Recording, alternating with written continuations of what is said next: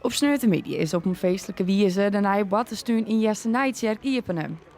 De band van de basisschool van het dorp hebben meidingen onder het kiezen van de namen van de Battenstuin. Alle band mochten haar eigen idee insturen.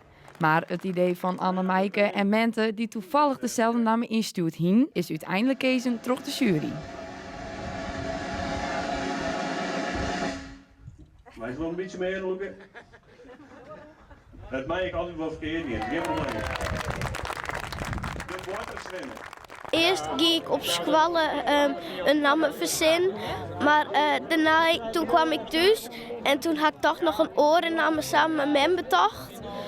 En toen dacht ik, het is de Lietse boer vinden, dus toen is de Boatersvinnen eruit gekomen.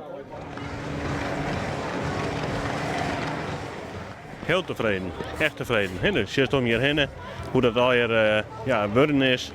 Met hele mooie elementen erin. Achter die kabelbaan, dat is fantastisch. Er wordt voortdurend gebruik van maken. Dat is echt nee.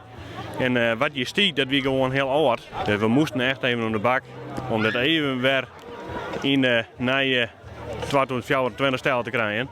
Even vernijden. Dus maar dat is heel goed slagen. Zo'n 2022 is het dorp al dwaande met de plan van de nieuwe Battenstuin. En hebben ze 4 verskaatinstanties heel binnenkrijgen om de Battenspark te realiseren. En dat met een groot succes. Ja, dat is nou al. Toen we dat openen, toen we er al in op de vakken om die vragen van hoe lang wordt het nou. Ze staat op popelen om hierheen. En daar werd ik aardig gebruik van maken nou al. Maar ik in de toekomst dat wij ben.